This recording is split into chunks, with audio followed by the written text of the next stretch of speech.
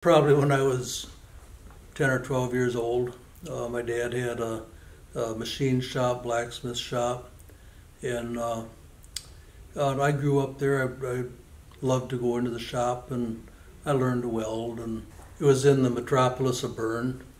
It's a, it's a mile north. Bern was here before Pigeon, and when the railroads crossed, they moved a lot of the houses from Bern up to Pigeon. It crossed a mile north, or a mile south. Bern Enterprises, Okay. right. I lived right next to the east side of the shop and grew up on the west side, run machines, and I kind of grew up with that.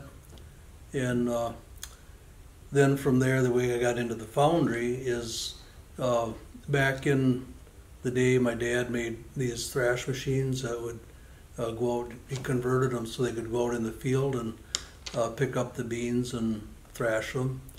And then the big companies, John Deere International, they came out with self-propelled, and he didn't have the money to go into it that way. So then I had a brother that was graduating, so we went into tile ditching, and we needed spare parts. And my dad and brothers, they went to, I was with them too, went to a foundry to find out what we needed to get the parts made. And in the meantime, my dad went down to Detroit, and he found an old arc furnace. It was a 50-pound, and there was no power supply for it, so he got two big GE welders and hooked them up. My dad was very innovative, and he hooked them up, and we started making steel. Well, in creating here in casting, I had some investors, and we didn't quite get done before we had the money that we had borrowed used up, and the money we had put in, and we were able to get a little bit extra, and we got it running. And there was a time when we almost had to send somebody to a customer to get a check to make payroll. And it was that tight, and there was no more money to be gotten. And my wife had about 0% that she was behind the whole idea, because we put everything on the line. The house, everything that we own was on the line, and she was nervous about it. We had a couple kids, and I don't blame her. It was a risk. But I felt we could do it, and I had ideas about how we could do it better, and that panned out. And we've been very innovative. We bought a lot of used equipment, rebuilt it the way we wanted it, and we've done that right on through. A few pieces of equipment we bought new because of technology and that, but for the most part we bought used equipment and rebuilt it and put it into service. And then we did a shot backing system, which is very unique. There's a few foundries that were doing it, but there was only one that I know of in the country here, and it's just a very good way of making a good steel casting. And that is, we build on that and build on it, and then we got along to Blue Diamond. From there, we started the foundry. We weren't successful at first. It took probably a year to figure out how to make steel, and we asked different ones, and there was no help. So we kind of figured it out on our own. And then I read books, and I took a couple classes at the Foundry Society, and just worked on it, read.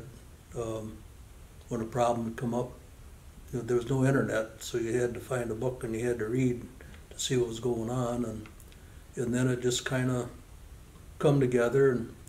And I love engineering, I love building machinery, and just it's something I like to do. If I didn't like to do it, I wouldn't be doing it. Come to work every day, do what I can, contribute to what I can. I'm trying to teach the guys, things that I've learned over the years, so that we don't have to learn it all over again. And just I wouldn't ask anybody to do anything that I wouldn't do. Mhm. And I spend time out on the floor, a lot of time in the pattern shop, making stuff that, uh, for projects that are going on, just, uh, I like it. There's a lot of foundries that, they weren't very innovative. And when we built this one, I didn't want to build one like every other foundry, and I wanted something that was unique and better. And we did that. And we've got, we need about 200 employees right now. It's hard to find. We've got 2 buses 3 times a day coming from Saginaw, bringing employees in. And skilled trades, they're hard to come by. That seems to have kind of gone by the wayside. The Skills Center over there changed their program, and it kind of dried things up. And basically, you got to bring a guy in, you got to train him. No passion to work, and it's one of the tougher things that we're going through right now. There's always room for advancement, and if you become satisfied with what you're doing, and you don't wind up going any further than that, and you've got to keep striving. Is there something that I would like to do better, and then work at it. And we've got a lot of our supervisors came from doing the grinding at starting, and they're foremen, they're engineers, and it's there. You just want to do it, and you got to put in the time, the effort, and the dedication, and you can do it. Not everybody can go to college. Not everybody wants to go to college. Trade school, if they go to trade school, they can do as good or better than a lot of the college graduates. I've got college graduates working here that are way out of their field, and they're very successful, but they had the stamina or the ability to learn, and they learned that in college. But a lot of things that they learned, they're able to apply it. But just to go to college, I never went to college, and I'm very lucky as far as that goes. Sometimes you create your own luck, but you got to work at it. First of all, you got to get a job. Yeah.